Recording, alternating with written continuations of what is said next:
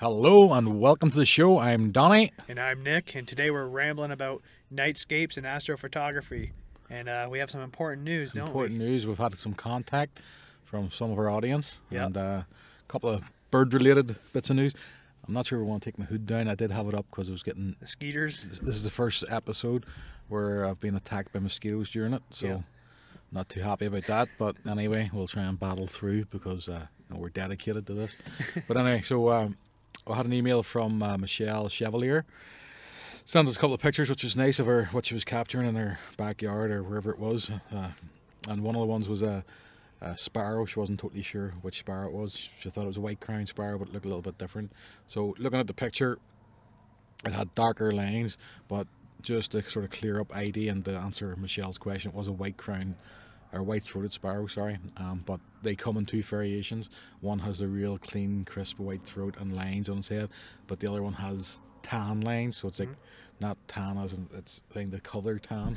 It hasn't got a sunburn, but they do. So if you're out there and you see little flocks of them around, there is some that have like a tan golden colour to them rather than the white, but you can still see the little yellow bit down closer to the beak, and really it associates with them looks a little bit different, but still everything else there has the white-throated sparrow look to it. So thanks for sending your email in. Another one was friend Paula O'Rourke on Facebook. She posted a picture of a warbler that showed up in their backyard, and like it was kind of crazy because it was a Kentucky warbler.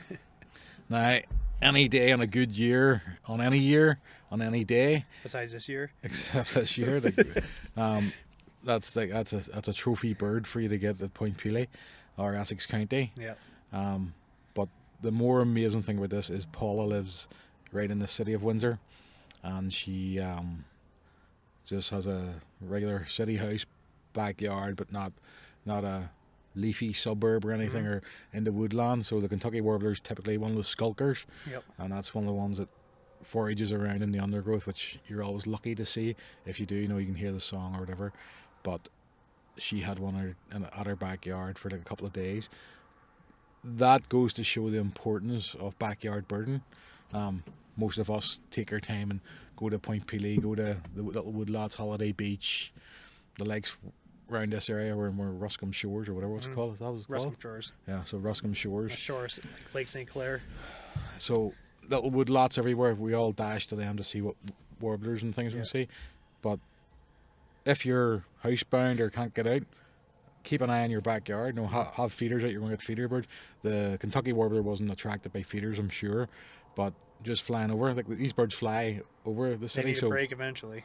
Exactly. So this bird looked around, seen probably other yards in her area as well, backing onto hers, whatever, and landed. And because she was home, was able to get a few good photos, clear photos to show that it was a Kentucky warbler. Like I remember the first time I seen a Kentucky warbler, and the photos were literally you could sort of just see its eye line through like grasses. 4 pixels. Yeah, that's it. Yeah. So again, importance of taking time. So, and that's why I say, if you're watching this or listening to it, and you're seeing something in your backyard that you're not sure of, or if you're seeing something exciting in your backyard, let us know. Like we'd be happy to show it. So we'll have, while we're talking about this, Michelle's picture up of the white-throated sparrow, and we'll post a little snapshot of the post that Paula did, because it's fascinating. Like, and these are really good birds. Like that's a mind-blowing bird to have in your backyard. Yeah, absolutely. So that's the news from that there. But I've got sad news, eh? Sad news. So I've got a camera here. This is not my regular setup. This is my 12-year-old setup because being diehard and taking Canon's word for it that their camera body is weather sealed, which is dust and water. Apparently, right? That's the terms they use, right? Nikon said the same thing. Yeah, they say these things are what. So I will sort of take limited risk. In my opinion, it's limited risk. I'm not. You're not submerging. Right, exactly. It's getting water in the back. I do have a sleeve that goes over it, but there is water hitting the back of it. At no point up until a week ago, whatever it was, did I ever think that I was going to. And obviously, when I get back, I dry it. When I have a drying cloth, I dry it before I take shots and that. But the amount, I'm assuming it's water damage. It would be a weird coincidence if it wasn't, because it was raining and then the camera stopped working. So sad news, and without a camera. But I am taking up art. Yeah, you're doing great. Some Okay. gorgeous artwork. Yeah. So the importance of sketching. I'm not sure. Some of you may have seen some of my sketches, and like, Wait, did your camera? Remember the last podcast we were joking about like drawing the birds, kind of like Oh, while you're yeah. out there? Did your camera fail after that podcast? yeah. Oh, well. It was a sign. It was a sign. Yeah, so drawing birds, like Nick was making fun of that there. I've now taken it up. Got the colouring pencils out. Yeah. Got the pencils and got the sketchbook, and I'm really honing in on what we have seen over the last few weeks, which has gone from really a little to not much to just up in the trees. Again, the birds are coming through. You could make a decent list of what you've seen or heard high up in the trees, but just from our point of view, really, photos have been terrible, right? Yeah, I'm literally, one, because my camera's down, and two, because my photos last year and the year before were way better. That I'll just go back and edit some of them and post them. Because there's no point showing you what the ones I've got the northern parula up in a tree. That sums That's up pretty the good. entire. That's pretty much sums up exactly. the entire year hear so those far. things screaming away at the top of the tree. So I'm hoping that I don't have to keep drawing. Hoping to get the camera sent away, and that it's not a really costly fix, because I don't want to be throwing a lot of money at a camera that's not new. Yeah. So we'll see how that goes. But that is the sad news I've got for today. But we're going to move on and talk about Astro and Astro Land or whatever, Nightscapes. Nightscapes. So we're really not sure how this is going to look. We've waited a long time. Yeah. It's got really What dark. time is it? 9:48. Past our bedtimes. Past our bedtime, and then it's like there's stars out there. Whether or not it shows up in the camera, it might, it should, but You think it will? it did last night. But I didn't have other lights going Oh, okay. when I was testing it, so Yeah, we'll so see. We have lit ourselves up. We've got little atmospheric lights here. Yep. Lighting our bottles of pop up as usual. Our soda pop bros. Oh Oh, look at that. Luminous. Straight from the nuclear reactor, that one. Delicious. Yeah. So we're going to talk about the Nightscapes. We are in the future, not too far, probably in the next month or so, going to have our friend Josh on to talk about like the deep space stuff. Yeah. But we're going to just touch on some of Puts the our work to shame. yeah. But again, it's a totally different. Yeah. It's nice, like you said, you really like to dabble a bit more in it. I enjoy it. I like to see it, and there's a couple other friends I have who do some shots like of the deep space stuff, and it's interesting. And it is just, I love just being out like right now. Right. It's like dark out, super quiet, and you'll hear like rustling in the woods. What is that? Like that's my favorite. Yeah, you love trying to find out what's running about in the yeah, woods. yeah, terrifying. Uh, Oh yeah. Yeah. So we have what we sort of do normally. You were out last week. Again, Nick only works part time. Well, it's full time, but it's part time really. He's never Complicated. He's got a complicated job. So you went out all night, well, most of the evening. Yeah. On maybe a week ago. yeah, but I think it was last week. Yeah. Must have been last week. Yeah. Had plans which seem to always get shattered due to the cloud cover, but we want to get so now in May, Milky Way is like really starting to rise earlier and earlier and earlier. So right now, I had a shot in mind that I wanted to go to, and it was going to rise the core at 3:30 a.m. But then the clouds, of course, rolled in and ruined those plans. But while we were like planning on that, we were kind of sitting in the truck waiting for the cloud cover to go, because every forecast said there was no clouds in the sky, but you look up, clear, you can see clouds. So we were in denial, or I guess it would be denial, right? We're hoping we had hope. That's I was in Erie.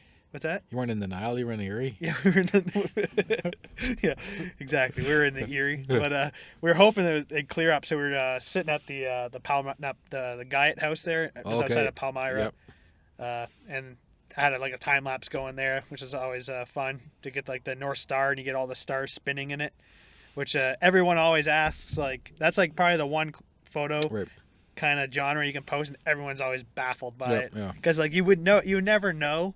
Unless you took the picture, really. You know everything spins. Yeah, but... and it's one of those things, again, that people need to understand. That's when the sort of the art and the sort of ability of photography comes in. It's because it's not one shot. Yeah, right? It's not really... I guess it's still a real picture, but... Yeah. Yeah. It's a like long exposure. Yeah, that's what you're doing is you're if you were able... No, if you technically, you could take it in one shot if you ever had it dark enough somewhere, right? Yeah. Unfortunately, we've always got the problem light, so you can only expose for short periods of time. So what were yours? 30 seconds? Longer? 15 seconds. f1.8 at ISO 2000, I think. Right. Somewhere around there. That's usually my go-to. Then I had roughly about an hour worth of photos. So I think that equated to like 100 and I don't have to do the math. I don't know. It's like it was a couple hundred. I think it was just under 200 shots or something. Around 200. Yeah. So like basically that it's like Donnie was saying, if you do one long exposure, so usually I like to go more than an hour. Not too often I go less than an hour, but like we're hoping it was the sky was gonna be miraculously clear, like a 5-minute drive down the road. Right. But didn't happen, no. It didn't happen. But yeah, so we usually like longer you go with that kind of shot is you'll get more of the Earth's rotation in your photo. So like 1 hour shooting north is pretty good. You'll see like a lot of rotation, obviously, but longer it's longer you wait, better it looks, the longer you can make a full circle. Yeah.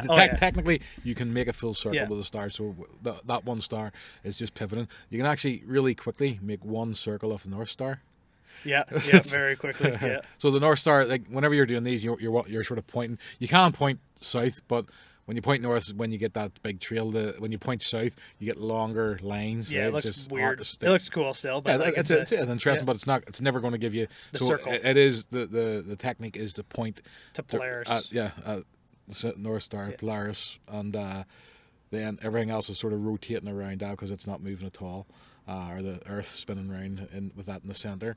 So after that, every 15 seconds. So that goes to show too that whenever you're doing a nighttime shot, unless you're really bumping your ISO up to get a short exposure, star, you're always going to, whenever you zoom in, that you'll see a little streak of some description, and that's where star trails come from. So as you make the longer exposure, the lines get longer and longer. Then with the merging and the stacking. Yeah, so there's a software called Star Stacks. So basically, you'd convert all your raw files, you edit them to the sky, basically how you want it, and then you import all those, or export from Lightroom or whatever as JPEGs, import it into Star Stacks. They'll stack all your star shots, and then they'll create that line, like the star trail, really, for you. And then you have to merge. You can make it as complicated as you want. I like to take, essentially it'd be 2 frames. I do like a foreground frame. So, and this photo would be like, you'd have the house and all your foreground one shot. And then in that one in particular, I did a little bit of light painting. So as I was doing the one shot of the house, I would do like a lower ISO, nice clean photo. And then I'd run by the house with a light on, which is called light painting. And then all that does is kind of illuminate the house a little bit. Otherwise, it'd be more of a kind of a silhouette. You still get some, but it pulls out some of the more midtones and stuff out of the shot. And it'll be a lot noisier. That you'll never get, without doing that, you're not going to get a nice clean. You can obviously reduce noise and post-process and things, but it's still going to be not a clean picture of the house, regardless. Even if you do see it. Yeah, exactly. It's not tidy. Yeah, it gives you some color too. Like where in the middle of the night you really don't get much color out of your foregrounds. So that's I usually do one photo like that, and then I'll merge the sky photo afterwards, which is like it's all done in the same shot, same area. I'm not moving the tripod or doing anything like that, but it's just that's how I like to do it. You can do it in one shot, but I choose this way instead. Mosquito right in my face. Mosquitoes right there. I'm telling you, all the energy drinks. I need your cologne, whatever. I drink tonic. I just do the Deet Cologne. I'll have to try that. Yeah. Yeah, so that's probably you've done that a few times at that house, and it's always been a popular shot for you. People seem to like it. We have been there a couple of times where it's just the stars in the background. I haven't really stayed around. I think last year it was my favorite shot though. There with the Neo eyes, the comet right above the thing. That house is so cool. It's like my go-to house for night stuff. I personally am a bit tired of it. I know. So am I. But like, what do we got? There is a couple other houses that I've seen and sort of thought that some of these could work. So there's that. What have you got?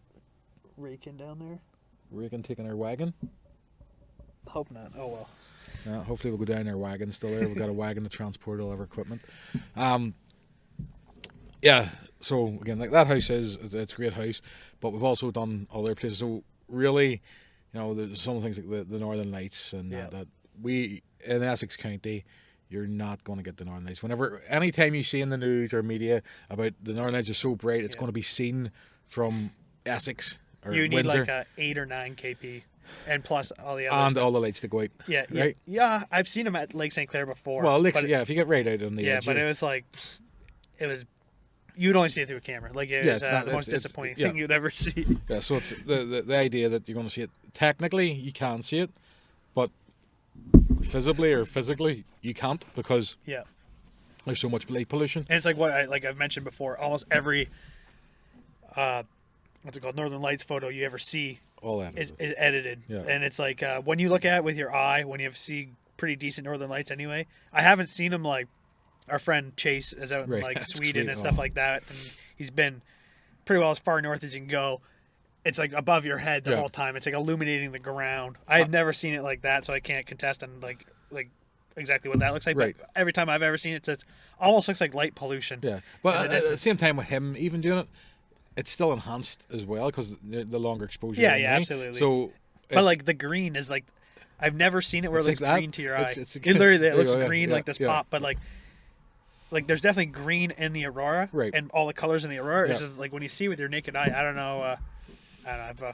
Who knows? It'll be still cool to see. And like I said, these are all the shots that everybody loves over the years and sees of these kind of things, night skies. Now, you have to understand that the camera is being exposed for a long time. Your shot's been exposed for a long time. It's never a quick shot. And not even counting like we'll get into more with Josh with trackers. You can get into trackers, right? So you can basically set up this setup right here on a device that matches the rotation of the Earth.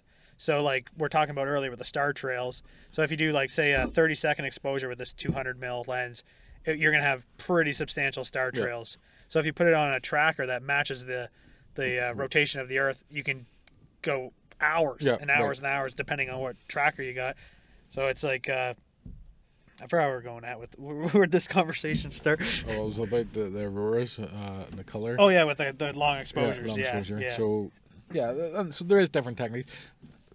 But we're also no photographer's ever trying to con somebody with this kind of shot. There's plenty of photographers try to con people with how they do photos and how the moon looks in the picture compared to what it actually was looking at. So there is somewhat dishonesty with that kind of thing. But when you see auroras, when you see star trails, you have to you understand that when you look at the stars, you're not necessarily seeing that. Yeah. But at the same time, that's what's happening. The Earth's rotation is happening.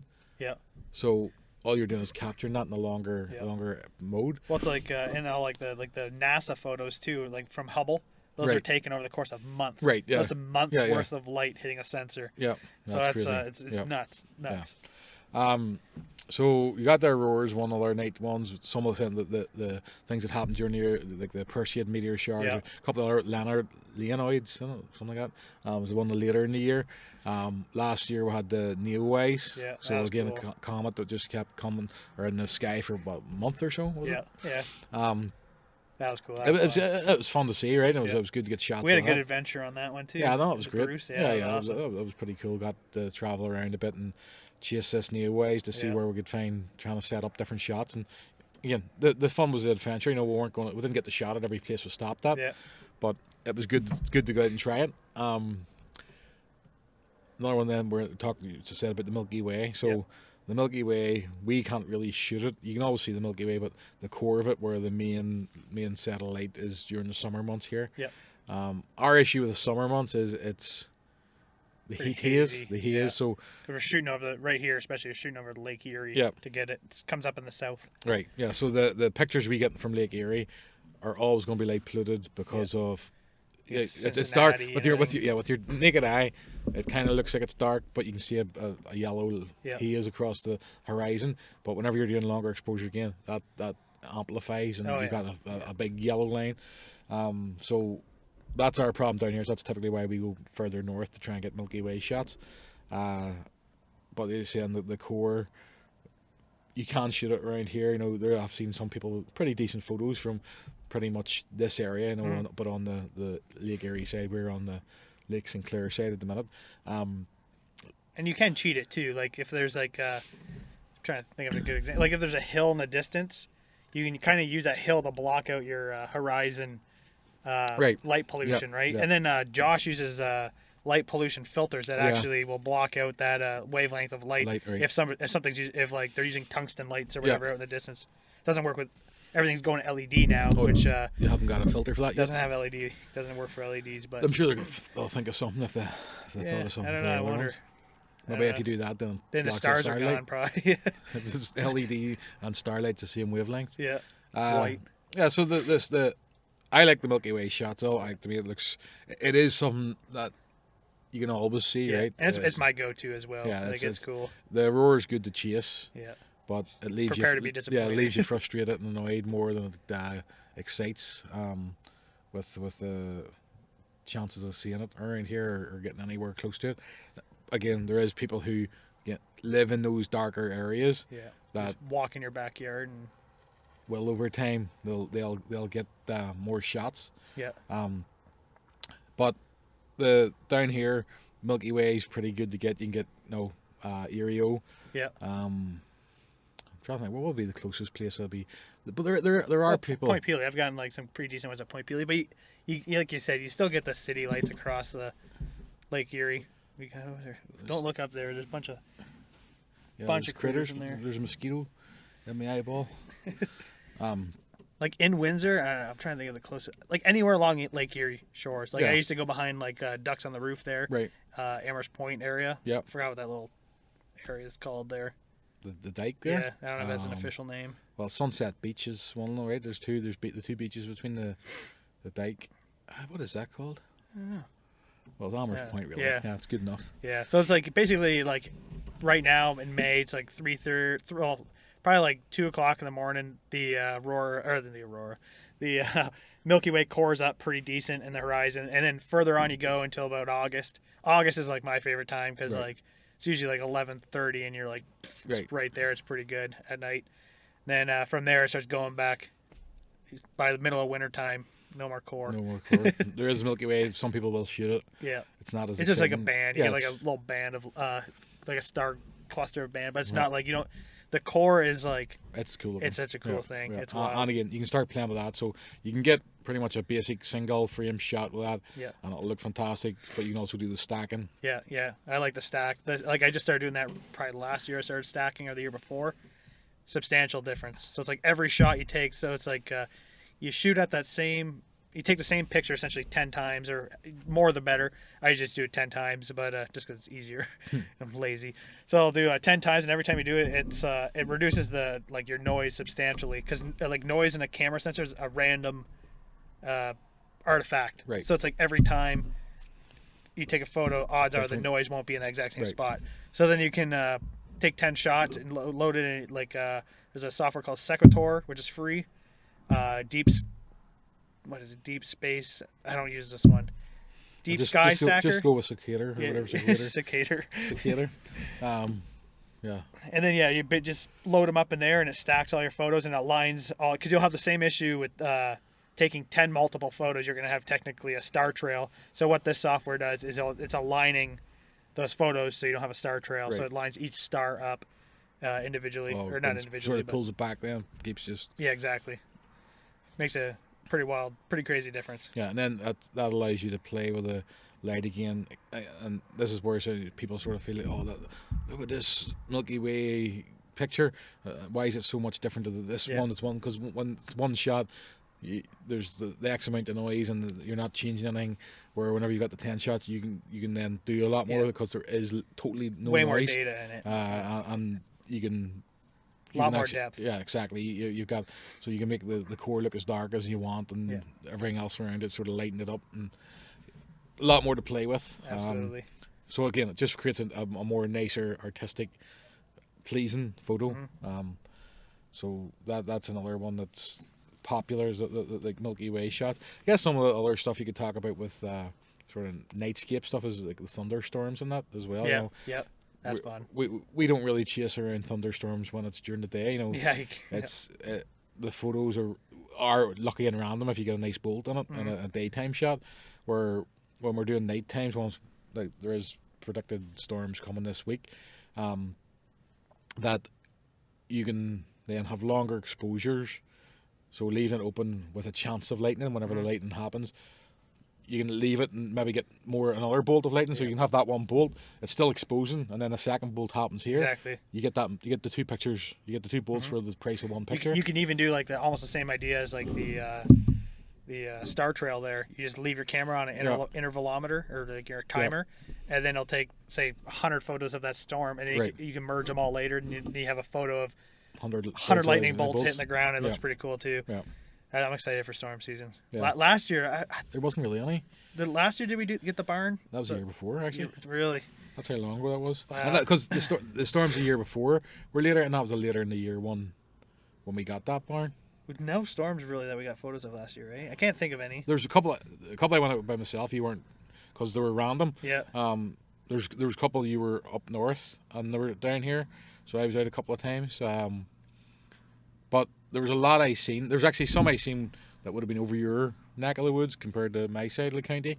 And possibly you were away or you were working and you didn't want to. I remember there was some excuse why didn't want to. Yeah, you didn't bother. But some of the thunderstorms, it's I'm sitting in the house and go, it's great. I'll go outside and watch it for a bit.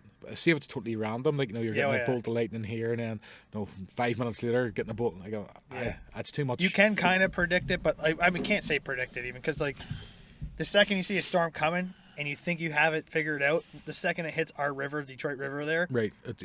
Just it goes crazy. You have no idea where it's going from there pretty well. But then once it gets into Essex County, you can kind of plan your shot. So I usually I'll head towards like Wheatley area, and then kind of shoot that end. Right. Because then if it's coming across, like say Detroit to Windsor on that angle, you can kind of get in front of it and predict on where it's hopefully going. But what's interesting, I find that Point Pelee is another good place to be. Like I don't really chase them to Point Pelee, but whenever you look at the angle of a lot of our storms, they always shoot across Leamington. They go across and they pretty much go over the point. The angle nearly every time. So that's something I might pay a bit more attention to. I think trying to set up somewhere to shoot at Pelee. Probably don't want to stand on the tower. That'd be pretty cool, actually. You stand on the tower, I'll get the picture from below. I think actually Jerry said last year the people were on the up onto the towers and the thunderstorm. He was getting a bit freaked out about that, but I thought it would be pretty cool. Just keep shooting them. See what happens. Actually, I've been watching the storm in Colchester a couple of times, and one of the times was there a really warm day, and that's why the storm sort of popped up. But it was pouring rain, it was thunder and lightning, and these sort of teenage kids, maybe 20, all decide to go for a swim. Like everybody's getting out and going. And again, it was warm. I'm not gonna. What size of that sucker? What's that one? I don't know. Maybe we should do a podcast with moths as well. Oh, there's word that there might be one coming. So we'll maybe do that in the summer. So these people went out, and like the lightning was like I don't know the effects of lightning hitting water and how far. Yeah, how close you have to be to the strike. For the electric action. I feel like you wouldn't want to figure that one out. Yeah, I don't think they did get fried, but I'm sort of thinking like that's one of the things you're always told as a kid. Yeah. Lightning, get out of the swimming pool or whatever, or get out. Not me as a kid because I didn't live here. We don't have a lot of lightning bolts back home. Like we were trying to find them. But I've known a lot of people back home, or not a lot. I've known a few people who have had family or whatever got hit by lightning. Really? So, yeah, as sporadic and random as it is. But here, there's a bit more etiquette as far as if you're playing sports and out there, they make you stop. And there can't be another lightning for half hour or whatever, or else you have to stop again. So they were out there just getting hammered by it, and I was trying to take pictures of it. But back to the thing, during the day, those are harder pictures to get. Yeah. I'll go to Colchester to try and see if there's any what do you call them, funnel clouds come down. Like water spouts. The water spouts. Waterfalls. Waterfalls. Water funnels. Water funnels. Making up words as we go. They are cool, and again, certain types of weather produce those. Yep. I've seen a few, but I don't think I've got one. I've taken a couple of photos that were sort of, I think even just cell phone photos, just to say I've seen one there. But setting up to get photos, I'd love to get video of like some of these, because you can go to some spots and like they'll have 5-6 of these. They're close enough to the water, and you can see where we have it's a smaller body of water, so it doesn't usually build up quick enough to make enough water spouts, but it is fantastic there. I just get excited with the storms and that there. So that is another aspect of the night photography, is we go and we'll try and find a nice landscape, a scene. We did that barn out in Walker Road direction, and a storm was coming right for us. But and I think you have to understand that you have to sort of watch these things and sort of plan to be. You want to be ahead of it. Yeah. Oh yeah. Take cover if you have to, and then watch it leave. So you always want to have like some exit strategy. Yeah, exactly. You're chasing storms which have potential to create tornadoes, and they have here before. So yeah, and hail and crazy wind, and that'd be a good photo. At night. Yeah. Oh, I don't know. I've had my tonneau cover rip off my truck. Oh yeah. Going through like a storm, and just tore the whole tonneau cover off. I was like, what? That's good. It's pretty windy. Yeah, it does get windy. So all this here, we sort of take risks that we sort of calculate, and don't be. It is risky to a certain extent going to do any of these things, but you don't be silly about it, right? You just have a thought, and like most of it, I'll watch it. Even some of the stuff, it might be raining. Set up under the open the trunk lid there, and I can stand underneath it. And if it's just rain coming directly down, it's not getting soaked. But you don't want to be standing out there. We're gonna have to do a podcast just on storm photography. I think that'll be good, eh? Yeah. When there's a storm, watching some lightning, we'll try and get it when it's like 80, 90 miles away. Yeah, that'd be cool. Do it I'll set up another camera with a telephoto. Yeah. There we go. That would be good. Yeah, that'd be cool. Yeah, we'll do that for sure. Hopefully in the not too distant future then. Yeah, no kidding. So, is there any other aspects of the nighttime stuff we're shooting? Cityscapes, right? Yeah. Like I don't do a lot of them. Me neither. I'm really desperate when I go down to the river and take a picture. The only thing I like is down the river. The river's beautiful. Yeah. You got that skyline of Detroit. It is nice, but it's like I've shot it since I've owned never a camera. changes. Yeah, really, sometimes they'll change the lights and lighting across the water, and it's novel. It's nice. My personal. Actually, we do have that one photo that we've been trying to get, though. Yeah, well, that's different. It's a totally not different even photo. to mention it on here. Yeah, we can't even talk about it until it happens. So top secret. Yeah, I really looking forward to that. Hopefully, get it someday. Yeah. This could be years in the making. Yeah. It's already been too long. Yeah, it's probably been a year. No. It's more than a year. Yeah. It's more than a year because since we did it, and then we wanted to get the idea of what we want. We're trying to plan that, and nothing's really happened as far as. I think we could have possibly have had it another one time since then. We haven't been able to, or haven't been there.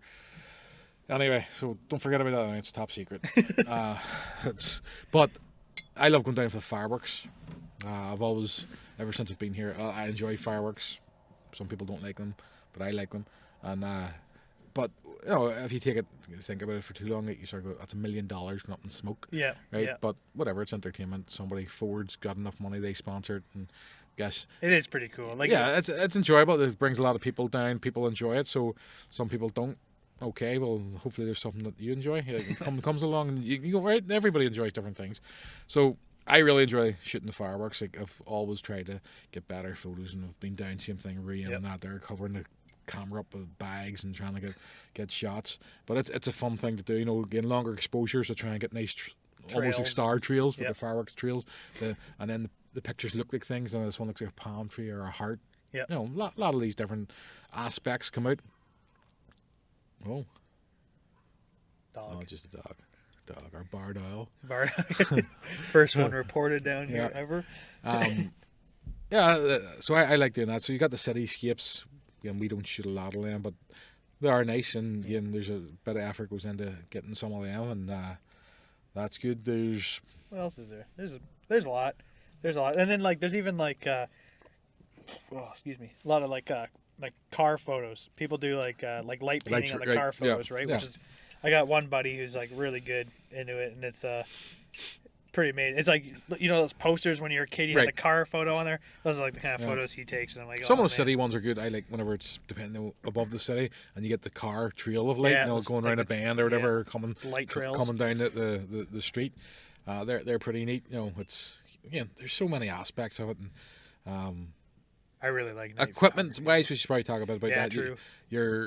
When you're doing nighttime, again, some of the gimmicky stuff's on your phones, and basic point and shoot cameras will have little things in it, but to get the proper ones, you need really low. Fast lenses. Yeah, fast lens. So fast lens means like your f number on your lens Your aperture. is you basically want like you want 2.8 or lower. Yeah, 2.8 is sort of your standard. Yeah. Anything higher than that starts to you can do stuff with them, but it's a lot more work and it's not the reward of it isn't really that good. But you want lower, so the lower you can get that 2.8 number, the faster your lens is, so it can handle more light, and then or wider. less. I can handle less light to create more. I'm confused. Yeah. Say it again. Start again. Right, so you handle less light. No, so you want like okay. So I'll just start from the beginning. Can I start from the beginning? Start from the beginning. So like an f1.8 lens opens your aperture larger, so it has a bigger hole to let more light in. Yeah. F2.8 lens is a bigger number, but like I don't know why they ever made it. Like I don't know why they numbered it that way. I should have looked that up. Well, it's the each one like doubles the amount of light, like 1.8 to but like the 2.8. Why would they make the number larger? Oh, right. Why did you do that? Oh, smaller. yeah, right. Okay, why did... Yeah. Like, I wonder what the aperture number means. Another episode with more questions than answers. Answers on a postcard. Yeah. To ramble.2.us at gmail.com. Yeah. So, but yeah, to break it down, though, it's like the smaller number, so like f1.4, larger the aperture, allows more light in. If you have if you're shooting at f8, smaller the aperture, lets less light in. But so you want more light, so you want a smaller f number, smaller or larger aperture. Yeah, but during the day, that's not an issue. Yeah, it doesn't really. All it does for you in the day is give you like a nicer bokeh or the like background. Yeah, background blown out. Blur. Yeah. And then really you kind of want a higher f number because more is in focus then as well. Seriously, mosquitoes are crazy. They're only after you. And then like another thing too, shooting like stars wider allows you to do longer exposure. So like there's something called like the 500 rule. I forgot the math on it, but if you just look up the 500 rule, it gives you like an equation on your focal length divided by your times. I don't remember, but divided by your time, your shutter speed, and it tells you what your shutter speed should be, so you get like minimal rates star trailing. So like a 200 mil, you'd probably have to do like a 2-second exposure or probably 1 second exposure. Where my like 20 mil would be like a 15-second exposure, and then if you have a fisheye, you can do like a 30-second exposure or something like that.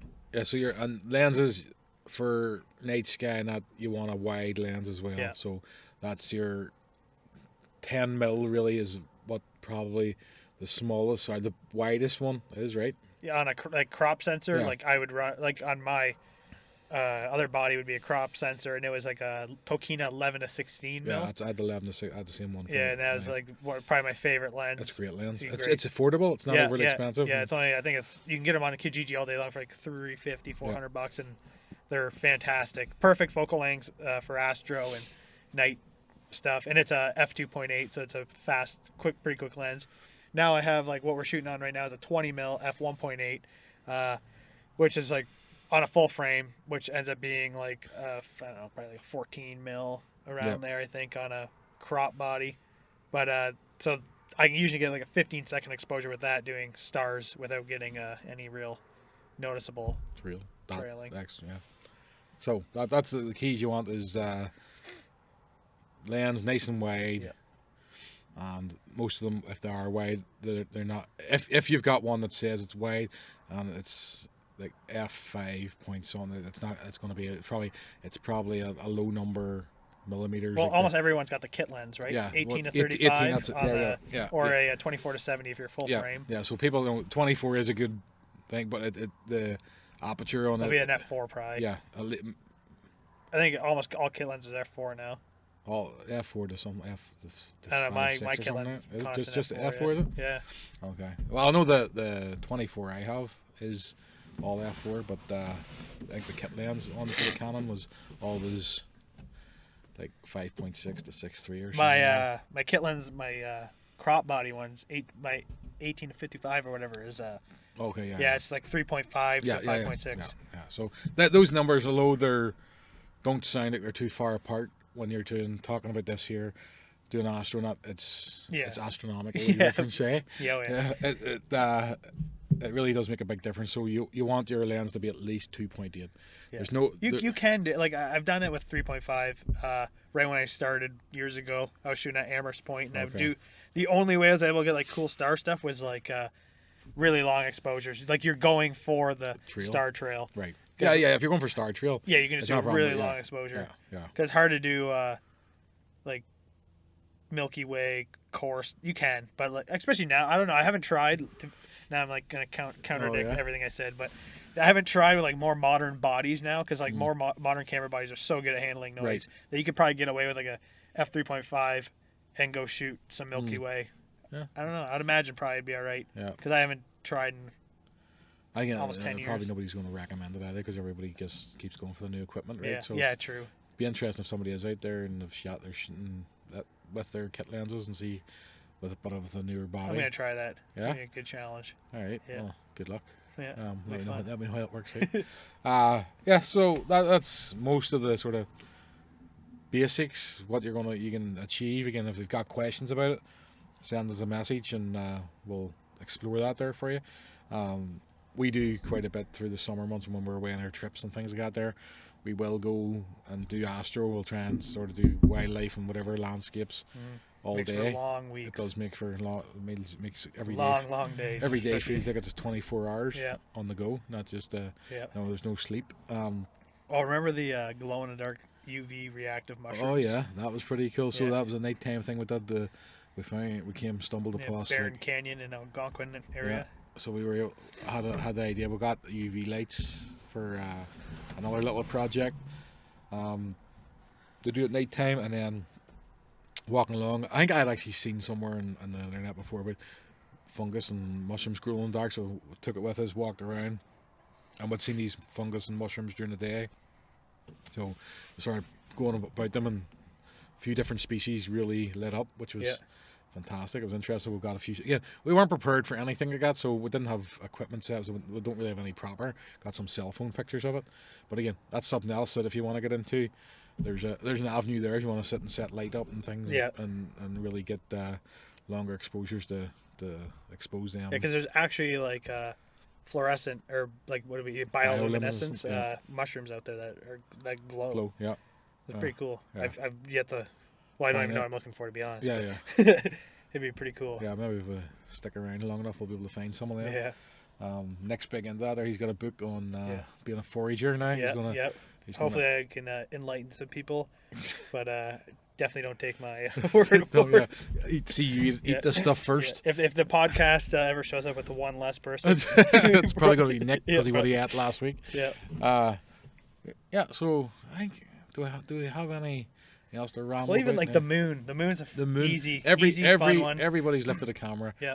And people want to do it with their phone, and some of the phones now have. Should we talk about how incredible the supermoons are? Yeah, prepare to be disappointed. Yeah. Those are my favorite. Like the blue moon. And I think everyone's fallen for it, right? The blue moon. Everyone like in the beginning when. Well, it's still the media always portray it. Yeah. To be something more than it is, and that's definitely went into different levels in the last 5 years, with our constant communication on things and sensationalizing things. Yeah. The super moons, the sort of whenever they say it's closer to the Earth and it is, and it's going to be, get out there and enjoy this, and if it's not cloudy, we are. Yeah, you'll never see this moon again for next 10,000 years. But like, if you took a picture of that moon, took a picture of the full moon. Every day or once a month or whatever, every time the full moon comes out, and put them all side by side, you would never be able to pick them out in a photo. It would be pretty well impossible unless you're. Yeah. I don't know what you'd be. You're on your camera sensor. You're looking at difference of pixels. Yeah, that's it's not really not that much different. The moon when it's rising, timing wise, it's sometimes better looking, and people, the moon was so big, it must have been a supermoon. No, it's just whenever the moon rises on the horizon. So if it's just got dark, and that's when the moon starts rising, you're going to get this lovely, massive moon with an orange haze across it. Because you got something to scale it on. Yeah, really. So you're scaling it, and you're also the color is added because you're looking through so much atmosphere on a horizontal plane. Yeah. whenever the moon's up high in the sky. They might be able to see the moon up there. Oh even. yeah, there you Maybe. go. Possibly. Maybe you'll see them stars. I wonder if those stars are really coming out. Who knows? Be disappointed if they're not. Like Yeah, you're getting fired. Yeah. Get a new technician. We're gonna have to get like a red or something. We're gonna really step our game up Yeah. after that. So the moon, whenever it's higher, whenever you look directly up, you're looking through less atmosphere. So it goes back to its normal weight. So it doesn't really take much. So whenever you're looking at it coming up the horizon, it's orange, it's sort of a yellowy color. Then it goes to the white. That's just purely from the atmosphere. There is sometimes you get the blood moons, which is like an eclipse. And it does sometimes. That's pretty. Like eclipses are cool. Yeah. And you get those. They're pretty common. I think we get pretty well one a year. Oh yeah, right. Like for Should sure. be. Yeah. Some all these things, the stars all have to align for you to be able to enjoy these things because because like for us, it's almost guaranteed it'll be a cloudy day. Right. It's So it's the only thing we can guarantee will be a cloudy day for us. So there's different elements you have to battle with, and some of these things it's harder to get because of just regular weather. But yeah, the moon. Everybody's ever got a camera always wants to get a nice picture of the moon. Which you can even get with like modern phones, like the new like Samsungs or whatever. Yeah, the like, S21 moon set. Moon mode. Like even our we could probably get a pretty decent photo of the moon right now with our phones. Yeah, with a 50 times zoom because the S21, the Samsung. Try. They have the new one has 80 times zoom. I think it was the Note or the S10 had the 100 times zoom, which was kind of silly. But what these zooms are is only digital zoom. So if you take a picture not zoomed in, and it's nice and clear, and then just crop it and zoom in, you're getting exactly the same quality as what you'll get with your 50 times or I was holding my breath there for a while trying to get this. Did you get it? I think so. Holy, this is like Hubble. Let's see.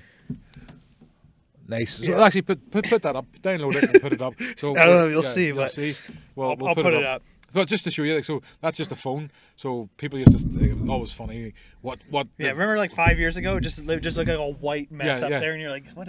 You have no idea what you're like. It's like someone's shining a flashlight back at you. Right. Yeah. So you can't get it. It's easy to take a photo off. A lot of people can do it easily handheld. Yeah. You don't need a tripod because it's so bright. So you can take a pretty quick shot. Yeah. You just have to make sure your focal distance is set.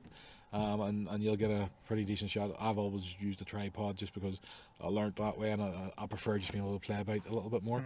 But the moon is everybody loves it when you share a picture of the moon. Yeah. Everybody loves to see it. I'm working on trying to see the American flag or whatever flag's on there. At the minute. Yeah. Be pretty cool. Well, then China land something on there not too long did ago. they? Yeah.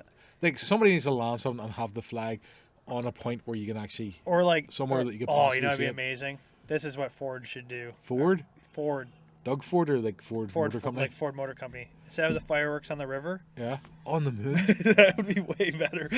That would be pretty good. Would that not be amazing? Yeah. I mean, I'm just saying. I don't know. How big would the fireworks have to be know. for you to be able to see them from here? Probably. Like, my flag thing was pretty ridiculous, but you're now, But the fireworks are way more substantial than the flag. I suppose, right. So your flag's way more ridiculous. Okay.